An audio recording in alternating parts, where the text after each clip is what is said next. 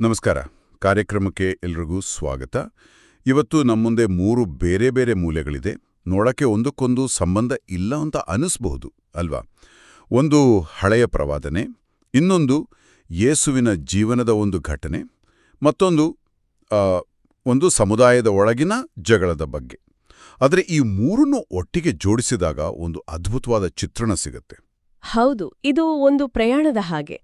ಅಂದ್ರೆ ಕತ್ತಲೆಯಿಂದ ಬೆಳಕಿನ ಕಡೆಗೆ, ಆಮೇಲೆ ಆ ಬೆಳಕಿನಲ್ಲಿ ಆ ಬೆಳಕನ್ನು ಹಿಂಬಾಲಿಸುವಾಗ ಬರುವ ಸವಾಲುಗಳ ಕಡೆಗೆ. ಈ 3 ಭಾಗಗಳು ಒಂದಕ್ಕೊಂದು ಕನ್ನಡಿ ಹಿಡಿದ ಹಾಗೆ ಇವೆ. ಸರಿಯಾಗಿ ಹೇಳಿದ್ರಿ.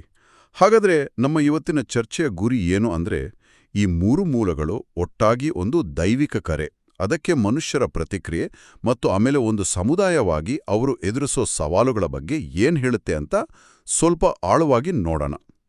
ಸರಿ, ಶುರು ಮಾಡೋಣವೇ? ಖಂಡಿತ, ಶುರು ಮಾಡೋಣ. ನಮ್ಮ ಮೊದಲನೇ ಮೂಲ ಯೆಶಾಯನ ಗ್ರಂಥ. ಇದರಲ್ಲಿ ಕಗ್ಗತ್ತಲೆ ಮತ್ತೆ ಮರಣಛಾಯೆಯ ನಾಡು ಅಂತ ಕೆಲವು ಪದಗಳಿವೆ. ಕೇಳೋಕೆ ಯಾವುದೋ ಹಾರರ್ ಸಿನಿಮಾ ಥರ ಇದೆ. ಇದು ಕೇವಲ ಒಂದು ಕಾವ್ಯಾತ್ಮಕ ವರ್ಣನೆಯ ಅಥವಾ ಇದರ ಹಿಂದೆ ನಿಜವಾದ ನೋವಿನ ಕಥೆ ಇದೆಯಾ? ಇದು ಖಂಡಿತವಾಗಿಯೂ ನಿಜವಾದ ನೋವಿನ ಕಥೆ. ಯೆಶಾಯ ಪ್ರವಾದಿಯ ಕಾಲದಲ್ಲಿ ಅಶ್ಶೂರ್ಯ ಅನ್ನೋ ಒಂದು ದೊಡ್ಡ ಸಾಮ್ರಾಜ್ಯ ಇತ್ತು. ಅದು ಇಸ್ರಾಯೇಲಿನ ಮೇಲೆ ದಾಳಿ ಮಾಡ್ತಾ ಇತ್ತು. ಜೆಬುಲೋನ್ ಮತ್ತು ನಾಪ್ತಾಲಿ ಅನ್ನೋ 2 ಪ್ರಾಂತ್ಯಗಳು ಉತ್ತರದ ಗಡಿಯಲ್ಲಿದ್ದ ಕಾರಣ ಅವರ ದಾಳಿಗೆ ಮೊದಲ ಬಲಿ ಆಗಿದ್ದು ಇವೆ. ಓಹೋ. ಇದನ್ನ ಹೀಗೆ ಕಲ್ಪಿಸ್ಕೊಳ್ಳಿ: ನಿರಂತರ ಯುದ್ಧದ ಭಯ, ಸೈನಿಕರು ಯಾವಾಗ ಬೇಕಾದ್ರೂ ಊರಿಗೆ ನುಗ್ಗಬಹುದು, ಜನರನ್ನು ಗುಲಾಮರನ್ನಾಗಿ ಮಾಡ್ಕೊಂಡು ಹೋಗ್ಬಹುದು, ಭವಿಷ್ಯದ ಬಗ್ಗೆ ಯಾವ ಭರವಸೆಯೂ ಇಲ್ಲ. ಇದೇ ಆ ಕಗ್ಗತ್ತೆಲೆ. ಇದು ರಾಜಕೀಯ, ಸಾಮಾಜಿಕ ಮತ್ತು ಆಧ್ಯಾತ್ಮಿಕ ಹತಾಶೆಯ ಸ್ಥಿತಿ. ಓ, ಹಾಗಾದ್ರೆ ಇದು ಕೇವಲ ಸೂರ್ಯನ ಬೆಳಕು ಇಲ್ಲದಿರೋ ಸ್ಥಿತಿ ಅಲ್ಲ, ಇದು ಭರವಸೆಯೇ ಇಲ್ಲದಿರೋ ಸ್ಥಿತಿ. ಇಂಥ ಒಂದು ಹತಾಶೆಯ ಸನ್ನಿವೇಶದಲ್ಲಿ ಪ್ರವಾದನೆ ಒಂದು ದೊಡ್ಡ ತಿರುವು ತಗೊಳ್ಳುತ್ತೆ. ಕತ್ತಲೆಯಲ್ಲಿ ಸಂಚರಿಸ್ತಿದ್ದ ಜನರಿಗೆ ಮಹಾಜ್ಯೋತಿ ಕಾಣಿಸಿತು ಅಂತ ಹೇಳಲಾಗುತ್ತೆ. ಇದು ಎಷ್ಟು ನಾಟಕೀಯವಾಗಿದೆ! ಹೌದು, ಇಲ್ಲಿ ಜ್ಯೋತಿ ಅನ್ನೋ ಪದದ ಮಹತ್ವ ದೊಡ್ಡದು. ಅದು ಕೇವಲ ಒಂದು ಹಳತೆ ಅಥವಾ ದೀಪದ ಬೆಳಕಲ್ಲ, ಅದಕ್ಕೆ ಮಹಾಜ್ಯೋತಿ ಎಂದಿದ್ದಾರೆ. ಅಂದ್ರೆ ಆ ಕತ್ತಲೆಯನ್ನು ಸಂಪೂರ್ಣವಾಗಿ ಓಡಿಸಬಲ್ಲ ಒಂದು ದೈವಿಕ ಶಕ್ತಿ. ಇಲ್ಲಿ ಇನ್ನೂ ಒಂದು ಸ್ವಾರಸ್ಯಕರ ವಿಷಯ ಇದೆ. ಆ ಪ್ರದೇಶವನ್ನು ಅನ್ಯಜನರ ಗಲಿಲೇಯ ಅಂತ ಕರೆಯಲಾಗುತ್ತಿತ್ತು. ಹೌದಾ? ಯಾಕೆ? ಯಾಕಂದ್ರೆ ಯುದ್ಧದ ಕಾರಣದಿಂದಾಗಿ ಅಲ್ಲಿ ಯಹೂದ್ಯರಲ್ಲದವರು ಹೆಚ್ಚಾಗಿದ್ರು. ಹಾಗಾಗಿ ಬೇರೆ ಯಹೂದ್ಯರು ಆ ಜಾಗವನ್ನು ಸ್ವಲ್ಪ ಕೀಳಾಗಿ ಕಾಣುತ್ತಿದ್ರು. ಅಂದ್ರೆ ಯಾವ ಜಾಗವನ್ನು ಎಲ್ಲರೂ ತಿರಸ್ಕರಿಸಿದ್ರೋ ಅಲ್ಲಿಂದಲೇ ಒಂದು ದೊಡ್ಡ ಬದಲಾವಣೆ ಶುರುವಾಗತ್ತೆ ಅಂತ ಪ್ರವಾದನೆ ಹೇಳ್ತಿದೆ. ಇದು ದೇವರ ಯೋಜನೆಯ ಒಂದು ವಿಚಿತ್ರವಾದ ರೀತಿ ಅಲ್ವಾ? ಯಾರೂ ನಿರೀಕ್ಷೆ ಮಾಡೋ ಜಾಗದಿಂದಲ್ಲ, ಯಾರೂ ನಿರೀಕ್ಷೆ ಮಾಡದ ಜಾಗದಿಂದ ಬೆಳಕು ಬರುತ್ತೆ ಅನ್ನೋದು. ನಿಖರವಾಗಿ, ಎಕ್ಸಾಕ್ಟ್ಲಿ. ಇದೇ ಮುಂದೆ ಬರಲಿರುವ ಮೆಸ್ಸಿಯನ್ನ, ಅಂದ್ರೆ ಯೇಸುಕ್ರಿಸ್ತನ ಆಗಮನದ ಮುನ್ಸೂಚನೆ. ಎಲ್ಲಿ ಅವಮಾನ, ನೋವು, ಹತಾಶೆ ಇದೆಯೋ ಅಲ್ಲಿಂದಲೇ ದೇವರು ತನ್ನ ರಕ್ಷಣೆಯ ಯೋಜನೆಯನ್ನು ಆರಂಭಿಸುತ್ತಾನೆ ಅನ್ನೋದು ಇದರ ಹಿಂದಿನ ಸಂದೇಶ. ಹಾಗಾದ್ರೆ ಈ 100 ವರ್ಷಗಳ ಹಿಂದಿನ ಭರೋಸೆಯ ಮಾತು, ಈ ಪ್ರವಾದನೆ ಹೇಗೆ ನಿಜವಾಯಿತು? ಇದು ನಮ್ಮನ್ನು 2ನೇ ಮೂಲಕ್ಕೆ, ಅಂದ್ರೆ ಮತ್ತಾಯನ ಶುಭ ಸಂದೇಶಕ್ಕೆ ಕರ್ಕೊಂಡೋಗುತ್ತೆ. ದೀಕ್ಷಾಸ್ಥಾನಿಕ ಯೋಹಾನನನ್ನು ಬಂಧಿಸಿದ ಮೇಲೆ ಯೇಸು ತನ್ನ ಊರಾದ ನಜರೆತನ್ನು ಬಿಟ್ಟು ಗಲಿಲೇಯದ ಕಪರ್ನವೋಮ್ ಪಟ್ಟಣಕ್ಕೆ ಹೋಗಿ ವಾಸಿಸಲು ಶುರು ಮಾಡ್ತಾರೆ. ಇದು ಅದೇ ಜೆಬುಲೋನ್ ಮತ್ತು ನಪ್ತಾಲಿ ಪ್ರಾಂತ್ಯಗಳಲ್ಲಿ ಬರುತ್ತೆ. ಹೌದು, ಇದು ಕಾಕತಾಳೀಯ ಅಂತೂ ಖಂಡಿತ ಅಲ್ಲ. ಮತ್ತಾಯನು ತನ್ನ ಶುಭ ಸಂದೇಶವನ್ನು ಬರೆಯುತ್ತಿದ್ದದ್ದು ಮುಖ್ಯವಾಗಿ ಯಹೂದಿ ಓದುಗರಿಗಾಗಿ. ಅವರಿಗೆ ಹಳೆಯ ಒಡಂಬಡಿಕೆಯ ಪ್ರವಾದನೆಗಳೆಲ್ಲ ಚೆನ್ನಾಗಿ ಗೊತ್ತಿತ್ತು. ಹಾಗಾಗಿ ಯೇಸುವಿನ ಜೀವನದ ಪ್ರತಿಯೊಂದು ಘಟನೆಯೂ ಹೇಗೆ ಆ ಪ್ರವಾದನೆಗಳನ್ನು ನೆರವೇರಿಸಿತು ಅಂತ ತೋರಿಸೋದು ಮತ್ತಾಯನಿಗೆ ಬಹಳ ಮುಖ್ಯವಾಗಿತ್ತು. ಓ ಸರಿ. ಯೇಸು ಗಲಿಲೇಯಕ್ಕೆ ಹೋಗಿ ನೆಲೆಸಿದ್ದು ಕೇವಲ ಮನೆ ಬದಲಾಯಿಸಿದ ಹಾಗಲ್ಲ. ಅದು ಯೆಶಾಯನ ಪ್ರವಾದನೆಯ ನೇರ ನೆರವೇರಿಕೆ. ಆ ಮಹಾಜ್ಯೋತಿ ಈಗ ನಿಮ್ಮ ಮಧ್ಯೆ ಬಂದಿದೆ ಅಂತ ಮತ್ತಾಯ ಘೋಷಿಸುತ್ತಿದ್ದಾನೆ. ವಾವ್! ಅಂದ್ರೆ ಯೇಸುವಿನ ಪ್ರತಿಯೊಂದು ಹೆಜ್ಜೆಯೂ ಒಂದು ದೊಡ್ಡ ಯೋಜನೆಯ ಭಾಗ ಆಗಿತ್ತು.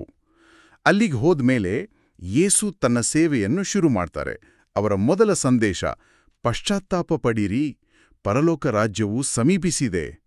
ಈ ಪರಲೋಕ ರಾಜ್ಯ ಅಂದ್ರೇನು? ಸ್ವರ್ಗದಲ್ಲಿರೋ ಯಾವುದೋ ಒಂದು ಜಾಗದ ಬಗ್ಗೆನಾ? ಒಳ್ಳೆಯ ಪ್ರಶ್ನೆ. ಸರಳವಾಗಿ ಹೇಳೋದಾದ್ರೆ ಪರಲೋಕ ರಾಜ್ಯ ಅಥವಾ ದೇವರ ರಾಜ್ಯ ಅಂದ್ರೆ ಸ್ವರ್ಗದಲ್ಲಿರೋ ಯಾವುದೋ ಒಂದು ಜಾಗದ ಬಗ್ಗೆ ಅಲ್ಲ. ಬದಲಿಗೆ ಈ ಭೂಮಿಯ ಮೇಲೆ ನಮ್ಮ ನಡುವೆ ದೇವರ ಇಚ್ಛೆಯಂತೆ ಎಲ್ಲವೂ ನಡೆಯೋ ಒಂದು ಸ್ಥಿತಿ. ಅಲ್ಲಿ ನ್ಯಾಯ, ಪ್ರೀತಿ ಮತ್ತು ಶಾಂತಿ ಇರುತ್ತೆ. ಓಕೆ. ಪಶ್ಚಾತ್ತಾಪ ಪಡಿ ಅಂದ್ರೆ ಕೇವಲ ಮಾಡಿದ ತಪ್ಪಿಗೆ ಬೇಜಾರ್ ಮಾಡ್ಕೊಳ್ಳೋದಲ್ಲ. ಅದರರ್ಥ ನಿಮ್ಮ ದಾರಿ ಬಿಟ್ಟು ದೇವರ ಆಳ್ವಿಕೆಯ ಈ ಹೊಸ ದಾರಿಗೆ ಬನ್ನಿ ಅಂತ. ನಿಮ್ಮ ಯೋಚನಾ ಲಹರಿಯನ್ನೇ ಪೂರ್ತಿಯಾಗಿ ಬದಲಾಯಿಸ್ಕೊಳ್ಳಿ ಅಂತ. ಆಯ್ತು, ಸಂದೇಶ ಸ್ಪಷ್ಟವಾಗಿದೆ. ಇದರ ನಂತರ ಯೇಸು ಮಾಡೋ ಕೆಲ್ಸ ನಿಜಕ್ಕೂ ಕುತೂಹಲಕಾರಿ. ಅವರು ಗಲಿಲೇಯ ಸಮುದ್ರದ ತೀರದಲ್ಲಿ ನಡೆದು ಹೋಗುವಾಗ ಪೇತ್ರ ಮತ್ತು ಅಂದ್ರೆಯ ಅನ್ನೋ ಇಬ್ರು ಮೀನುಗಾರರನ್ನು ನೋಡ್ತಾರೆ. ಅವರು ತಮ್ಮ ಬಲೆ ಬೀಸುತ್ತಿರುತ್ತಾರೆ. ಯೇಸು ಅವರನ್ನು, ನನ್ನನ್ನು ಹಿಂಬಾಲಿಸಿರಿ, ನಾನು ನಿಮ್ಮನ್ನು ಮನುಷ್ಯರನ್ನು ಹಿಡಿಯುವವರನ್ನಾಗಿ ಮಾಡುವೆನು ಅಂತ ಕರೀತಾರೆ. ಇಲ್ಲಿ ಗಮನಿಸಬೇಕಾದ 2 ಅದ್ಭುತ ವಿಷಯಗಳಿವೆ. ಒಂದು, ಯೇಸು ಅವರನ್ನು ಮೀನು ಹಿಡಿಯೋದನ್ನ ಬಿಟ್ಟುಬಿಡಿ, ಏನೋ ಹೊಸದು ಕಲಿಯಿರಿ ಅಂತ ಹೇಳಲಿಲ್ಲ. ಬದಲಿಗೆ ನಿಮ್ಮಲ್ಲೇ ಇರುವ ಕೌಶಲ್ಯ, ತಾಳ್ಮೆ, ಪರಿಶ್ರಮವನ್ನೇ ನಾನು ಒಂದು ದೊಡ್ಡ ಉದ್ದೇಶಕ್ಕೆ ಬಳಸ್ತೇನೆ ಅಂದ್ರು. ಮೀನು ಹಿಡಿಯುವ ಕಲೆಯನ್ನು ಜನರನ್ನು ದೇವರ ಪ್ರೀತಿಯ ಕಡೆಗೆ ಸೆಳೆಯುವ ಕಲೆಯಾಗಿ ಪರಿವರ್ತಿಸಿದ್ರು. ಇದು ನಿಜಕ್ಕೂ ಒಂದು ದೊಡ್ಡ ಪಾಠ. ಅಂದ್ರೆ ದೇವರು ನಮ್ಮನ್ನು ನಾವು ಇರೋ ಸ್ಥಿತಿಯಲ್ಲೇ ಕರೀತಾರೆ. ನಮ್ಮ ವೃತ್ತಿ ಅಥವಾ ಹವ್ಯಾಸಗಳನ್ನೇ ದೈವಿಕ ಸೇವೆಗೆ ಹೇಗೆ ಪರಿವರ್ತಿಸಬಹುದು ಅನ್ನೋದ್ರ ಬಗ್ಗೆ ಯೋಚಿಸುವಂತೆ ಮಾಡುತ್ತೆ. ಎರಡನೇ ವಿಷಯ ಏನು? ಎರಡನೆಯದು ಆ ಮೀನುಗಾರರ ಪ್ರತಿಕ್ರಿಯೆ.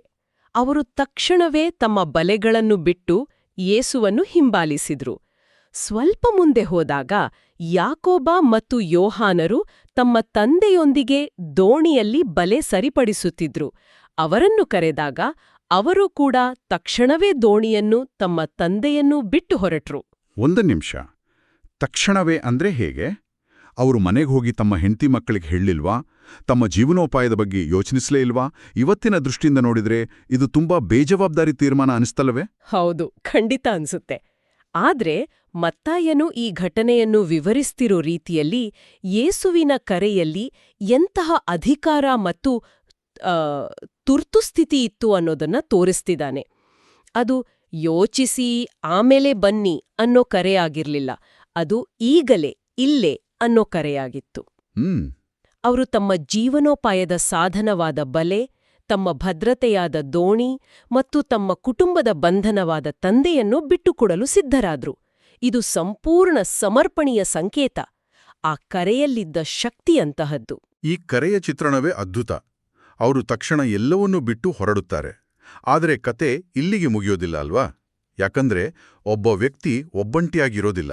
ಅವರು ಒಂದು ಸಮುದಾಯದ ಭಾಗವಾಗ್ತಾರೆ. ಮತ್ತು ಅಲ್ಲಿಂದಲೇ ನಿಜವಾದ ಸವಾಲು ಶುರುವಾಗುತ್ತೆ. ಕೊರಿಂಥದ ಸಭೆಯಲ್ಲಿ ನಾವು ನೋಡುವ ಹಾಗೆ. ಹೌದು, ಯೆಶಾಯನ ಮಹಾಜ್ಯೋತಿ ಬಂದಿದೆ. ಮತ್ತಾಯನ ಪ್ರಕಾರ ಅದು ಜನರನ್ನು ಅವರ ದೈನಂದಿನ ಕೆಲಸದಿಂದ ಕರೆದಿದೆ. ಅವರೆಲ್ಲ ಸೇರಿ ಒಂದು ಸಮುದಾಯವಾಗಿದೆ. ಆದರೆ ನಮ್ಮ 3ನೇ ಮೂಲ ಅಂದ್ರೆ ಕೊರಿಂಥದ ಪತ್ರದಲ್ಲಿ ಆ ಸಮುದಾಯದ ಜನರು ಆ ಬೆಳಕನ್ನು ಬೇರೆ ಬೇರೆ ಬಣ್ಣದ ಪೆಟ್ಟಿಗೆಗಳಲ್ಲಿ ಹಾಕಿ ನನ್ನ ಪೆಟ್ಟಿಗೆಯೇ ಶ್ರೇಷ್ಠ ಅಂತ ಜಗಳವಾಡ್ತಿದ್ದಾರೆ. ಹೌದು, ಅಪೊಸ್ತಲ ಪೌಲನಿಗೆ ಕ್ಲೋಯೆಯ ಮನೆಯವರಿಂದ ಈ ಸುದ್ದಿ ತಲುಪುತ್ತೆ. ಸಭೆಯಲ್ಲಿ ಗುಂಪುಗಾರಿಕೆ ಶುರುವಾಗಿದೆ ಅಂತ. ಕೆಲವರು ನಾನು ಪೌಲನವನು ಅಂತಾರೆ. ಇನ್ನು ಕೆಲವರು ನಾನು ಅಪೋಲೋಸನವನು ಅಂತಾರೆ. ಮತ್ತೊಂದು ಗುಂಪು ನಾನು ಕೇಫನವನು ಅಂದ್ರೆ ಪೇತ್ರ. ಇಲ್ಲಿನ ಸಾಂಸ್ಕೃತಿಕ ಹಿನ್ನೆಲೆ ಬಹಳ ಮುಖ್ಯ. ಕೊರಿಂಥ್ ಒಂದು ಗ್ರೀಕ್ ನಗರ.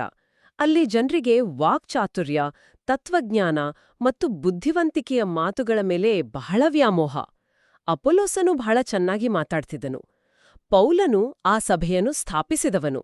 ಪೇತ್ರನು ಯೇಸುವಿನ ಆಪ್ತ ಶಿಷ್ಯ. ಹಾಗಾಗಿ ಜನರು ಈ ನಾಯಕರ ವ್ಯಕ್ತಿತ್ವ ಮತ್ತು ಅವರ ಮಾತಿನ ಶೈಲಿಗೆ ಮುರುಳಾಗಿ ಅವರ ಅಭಿಮಾನಿಗಳ ಸಂಘ ಕಟ್ಟಿಕೊಂಡ ಹಾಗೆ ಮಾಡಿಕೊಂಡಿದ್ರು. ಆದ್ರೆ ಇದರಲ್ಲಿ ಇನ್ನೊಂದು ಗುಂಪಿತ್ತಲ್ಲ, ನಾನು ಕ್ರಿಸ್ತನವನು ಅಂತ ಹೇಳ್ಕೊಳ್ಳುವವರು.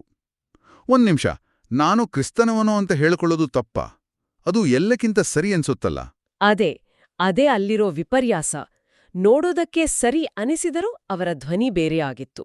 ನೀವೆಲ್ಲ ಪೌಲ, ಪೇತ್ರ ಅಂತ ಜಗಳವಾಡ್ತಿದ್ದೀರಿ, ನಾವು ನೇರವಾಗಿ ಕ್ರಿಸ್ತನಿಗೆ ಸೇರಿದವರು, ನಾವು ನಿಮ್ಮೆಲ್ಲರಿಗಿಂತ ಆಧ್ಯಾತ್ಮಿಕವಾಗಿ ಶ್ರೇಷ್ಠರು ಎಂಬ ಅಹಂಕಾರ ಅದರಲ್ಲಿತ್ತು. ಅದು ಕೂಡ ಒಂದು ರೀತಿಯ ಗುಂಪುಗಾರಿಕೆಯೇ. ಅವರು ಕ್ರಿಸ್ತನ ಹೆಸರನ್ನೇ ತಮ್ಮ ಗುಂಪಿನ ಬ್ಯಾನರ್ ಮಾಡಿಕೊಂಡಿದ್ರು. ಇದು ನಿಜಕ್ಕೂ ಆಳವಾದ ವಿಷಯ. ಇದನ್ ಕೇಳಿ ಪೌಲನ ಪ್ರತಿಕ್ರಿಯೆ ಹೇಗಿತ್ತು? ಅವನು ನೇರವಾಗಿ ಕೆಲವು ತೀಕ್ಷ್ಣವಾದ ಪ್ರಶ್ನೆಗಳನ್ನು ಕೇಳ್ತಾನಲ್ಲ. ಕ್ರಿಸ್ತನು ವಿಂಗಡಿಸಲ್ಪಟ್ಟಿದ್ದಾನೆಯಾ? ನಿಮ್ಗೋಸ್ಕರ ಶಿಲುಬೆಗೇರಿದವನು ಪೌಲನಾ? ಈ ಥರದ ಪ್ರಶ್ನೆಗಳು. ಈ ಪ್ರಶ್ನೆಗಳು ಅವರ ತರ್ಕವನ್ನೇ ಅಲ್ಲಾಡಿಸುವಂತಿವೆ. ಹೌದು, ಪೌಲನ ವಾದದ ತಿರುಳಿಲಿದೆ. ನಿಮ್ಮೆಲ್ಲರ ನಂಬಿಕೆಯ ಕೇಂದ್ರಬಿಂದು ಯೇಸುಕ್ರಿಸ್ತನ ಶಿಲುಬೆ, ಯಾವುದೇ ಮಾನವ ನಾಯಕನಲ್ಲ. ಆಮೇಲೆ ಅವನು ಇನ್ನೊಂದು ಮುಖ್ಯವಾದ ಮಾತು ಹೇಳ್ತಾನೆ. ನಾನು ದೀಕ್ಷಾಸ್ನಾನ ನೀಡುವುದಕ್ಕಿಂತ ಹೆಚ್ಚಾಗಿ ಶುಭ ಸಂದೇಶವನ್ನು ಸಾರುವುದಕ್ಕಾಗಿಯೇ ಕಳುಹಿಸಲ್ಪಟ್ಟೆನು. ಅದನ್ನು ನಾನು ವಾಕ್ಚಾತುರ್ಯದಿಂದ ಸಾರಿಲಿಲ್ಲ, ಯಾಕಂದ್ರೆ ಹಾಗೆ ಮಾಡಿದ್ರೆ ಕ್ರಿಸ್ತನ ಶಿಲುಬೆಯು ತನ್ನ ಶಕ್ತಿಯನ್ನ ಕಳೆದುಕೊಳ್ಳುತ್ತಿತ್ತು. ಅಂದ್ರೆ ಸಂದೇಶವಾಹಕನೂ ಸಂದೇಶಕ್ಕಿಂತ ದೊಡ್ಡವನಾಗಬಾರ್ದು. ಜನರು ಬೋಧಕನ ಮಾತಿನ ಶೈಲಿ, ಅವನ ವ್ಯಕ್ತಿತ್ವಕ್ಕೆ ಮರುಳಾದರೆ ಸಂದೇಶದ ನಿಜವಾದ ಶಕ್ತಿಯಾದ ಕ್ರಿಸ್ತನ ತ್ಯಾಗದ ಮಹತ್ವ ಕಡಿಮೆಯಾಗತ್ತೆ. ಇದು ಇವತ್ತಿಗೂ ಎಷ್ಟು ಸತ್ಯ ಅಲ್ವಾ? ನಾವು ಇಷ್ಟಪಡುವ ಗುರುಗಳು, ಚಿಂತಕರು ಅಥವಾ ನಾಯಕರ ಮಾತುಗಳೇ ನಮಗೆ ವೇದವಾಕ್ಯವಾಗ್ಬಿಡ್ತವೆ. ಖಂಡಿತ. ಆಗ ನಾವು ಮೂಲ ತತ್ವವನ್ನು ಮರೆತು ವ್ಯಕ್ತಿಯನ್ನು ರಕ್ಷಿಸಲು ನಿಲ್ಲುತ್ತೇವೆ. ಪೌಲನು ಹೇಳುವುದೇನೆಂದ್ರೆ, ನಾಯಕರಾದ ನಾವೆಲ್ಲ ದೇವರ ಕೈಯಲ್ಲಿರುವ ಉಪಕರಣಗಳು ಮಾತ್ರ. ನಮಗಾಗಿ ಜಗಳವಾಡುವುದು ಅಥವಾ ನಮ್ಮನ್ನು ಕ್ರಿಸ್ತನಿಗಿಂತ ಮೇಲೆ ಏರಿಸುವುದು ಆಧ್ಯಾತ್ಮಿಕ ಅಪಕ್ವತೆಯ ಲಕ್ಷಣ. ಒಂದು ಸಮುದಾಯದ ಐಕ್ಯತೆ ಇರುವುದು ಎಲ್ಲರೂ ಒಂದೇ ನಾಯಕನನ್ನು ಹಿಂಬಾಲಿಸುವುದರಲ್ಲಿ ಅಲ್ಲ, ಎಲ್ಲರೂ ಒಂದೇ ಕ್ರಿಸ್ತನನ್ನು ಹಿಂಬಾಲಿಸುವುದರಲ್ಲಿ. ಹಾಗಾದ್ರೆ ಈ 3 ಭಾಗಗಳನ್ನು ಒಟ್ಟಿಗೆ ಸೇರಿಸಿ ನೋಡಿದಾಗ ಒಂದು ಸ್ಪಷ್ಟವಾದ ಚಿತ್ರಣ ಸಿಗುತ್ತೆ. ಯೆಶಾಯನ ಪ್ರವಾದನೆಯಲ್ಲಿ ರಾಜಕೀಯ ಮತ್ತು ಆಧ್ಯಾತ್ಮಿಕ ಕತ್ತಲಲ್ಲಿದ್ದ ಜನರಿಗೆ ಒಂದು ಮಹಾಜ್ಯೋತಿಯ ಭರವಸೆ ಸಿಕ್ಕಿತು. ಆಮೇಲೆ ಮತ್ತಾಯನ ಭಾಗದಲ್ಲಿ ಯೇಸುವೇ ಆ ಬೆಳಕಾಗಿ ಅದೇ ತಿರಸ್ಕೃತ ನಾಡಿಗೆ ಬಂದು ಸಾಮಾನ್ಯ ಮೀನುಗಾರರನ್ನು ಅಸಾಮಾನ್ಯ ಸೇವೆಗೆ ಕರೆದರು. ಆ ಕರೆಗೆ ತಕ್ಷಣದ ಮತ್ತು ಸಂಪೂರ್ಣ ಸಮರ್ಪಣೆಯ ಪ್ರತಿಕ್ರಿಯೆ ಸಿಕ್ಕಿತು. ಆದರೆ ಕೊರಿಂಥದ ಪತ್ರ ಅದು ನಮಗೆ ಒಂದು ಕಠಿಣವಾದ ವಾಸ್ತವವನ್ನು ತೋರಿಸುತ್ತೆ. ಆ ಬೆಳಕಿನ ಸುತ್ತ ಸೇರಿದ ನಾವೇ ನಮ್ಮ ಅಹಂಕಾರ, ನಮ್ಮ ಇಷ್ಟಾನಿಷ್ಟಗಳು ಮತ್ತು ವ್ಯಕ್ತಿಪೂಜೆಯಿಂದ ನಮ್ಮಲ್ಲೇ ಒಡಕನ್ನು ಸೃಷ್ಟಿ ಮಾಡಿ ಒಂದು ಹೊಸ ರೀತಿಯ ಕತ್ತಲೆಯನ್ನು ನಿರ್ಮಿಸುವ ಅಪಾಯವಿದೆ. ಕ್ರಿಸ್ತನು ಒಂದಾಗಿಸಲು ಬಂದ್ರೆ ನಾವು ನಮ್ಮ ಗುಂಪುಗಾರಿಕೆಯಿಂದ ಆತನನ್ನು ವಿಭಜಿಸುತ್ತಿದ್ದೇವೆ. ಇದರಿಂದ ನಾವು ಇವತ್ತಿನ ಜೀವನಕ್ಕೆ ಕಲಿಯಬಹುದಾದ ಪಾಠಗಳು ಸ್ಪಷ್ಟವಾಗಿವೆ. ಮೊದಲನೆಯದಾಗಿ, ನಮ್ಮ ವೈಯಕ್ತಿಕ ಗಲಿಲೇಯ ಅಂದ್ರೆ ನಮ್ಮ ಜೀವನದ ಕಷ್ಟದ, ಅವಮಾನದ ಅಥವಾ ನಿರೀಕ್ಷೆಯಿಲ್ಲದ ಸಂದರ್ಭಗಳಲ್ಲಿ ದೇವರು ಒಂದು ಹೊಸ ಆರಂಭವನ್ನು ನೀಡಬಲ್ಲರು ಅನ್ನೋ ಭರವಸೆ. ಎಲ್ಲಿ ಕತ್ತಲೆ ಹೆಚ್ಚಿದೆಯೋ ಅಲ್ಲಿಯೇ ದೇವರ ಬೆಳಕು ಹೆಚ್ಚು ಪ್ರಕಾಶಮಾನವಾಗಿ ಹೊಳೆಯುತ್ತದೆ. ಎರಡನೇದಾಗಿ, ದೇವರ ಕರೆ ನಮ್ಮ ದೈನಂದಿನ ಜೀವನದ ಮಧ್ಯದಲ್ಲೇ ಬರಬಹುದು. ಅದಕ್ಕೆ ನಮ್ಮ ಸಂಪೂರ್ಣ ಸಮರ್ಪಣೆ ಬೇಕು. ಶಿಷ್ಯರಂತೆ ನಮ್ಮ ಆದ್ಯತೆಗಳನ್ನು ಬದಲಾಯಿಸಿಕೊಳ್ಳಲು ನಾವು ಸಿದ್ಧರಿರಬೇಕು. ನಮ್ಮ ಹಳೆಯ ಅಭ್ಯಾಸಗಳನ್ನು, ನಮ್ಮ ಅಹಂಕಾರವನ್ನು ತಕ್ಷಣವೇ ಬಿಡಲು ಸಿದ್ಧರಾಗಬೇಕು. ಮತ್ತು ಅತಿ ಮುಖ್ಯವಾಗಿ 3ನೆಯ ಪಾಠ, ಯಾವುದೇ ಸಮುದಾಯದಲ್ಲಿ, ಅದು ನಮ್ಮ ಕುಟುಂಬವಿರಬಹುದು, ಕೆಲಸದ ಸ್ಥಳವಿರಬಹುದು ಅಥವಾ ನಮ್ಮ ಧಾರ್ಮಿಕ ಕೇಂದ್ರವಿರಬಹುದು, ನಮ್ಮ ಗಮನವು ವ್ಯಕ್ತಿಗಳ ಮೇಲಲ್ಲ, ಬದಲಿಗೆ ನಮ್ಮನ್ನು ಒಂದುಗೂಡಿಸುವ ಮೂಲತತ್ವದ ಮೇಲೆ, ಅಂದ್ರೆ ಕ್ರಿಸ್ತನ ಪ್ರೀತಿಯ ಮೇಲೆ ಇರಬೇಕು. ಭಿನ್ನಾಭಿಪ್ರಾಯಗಳು ಸಹಜ, ಆದರೆ ಒಂದೇ ಮನಸ್ಸು, ಒಂದೇ ಉದ್ದೇಶ ಹೊಂದಿರುವುದು ಐಕ್ಯತೆಗೆ ಅತ್ಯಗತ್ಯ. ಈ ಇಡೀ ಚರ್ಚೆ ನಮ್ಮನ್ನು ಒಂದು ಆಳವಾದ ಆತ್ಮಾವಲೋಕನಕ್ಕೆ ತಂದು ನಿಲ್ಲಿಸಿದೆ. ಮೊದಲ ಶಿಷ್ಯರನ್ನು ಅವರ ದೈನಂದಿನ ಕೆಲಸದ ನಡುವೆ ಮನುಷ್ಯರನ್ನು ಹಿಡಿಯುವವರನ್ನಾಗಿ ಮಾಡಲಾಯಿತು.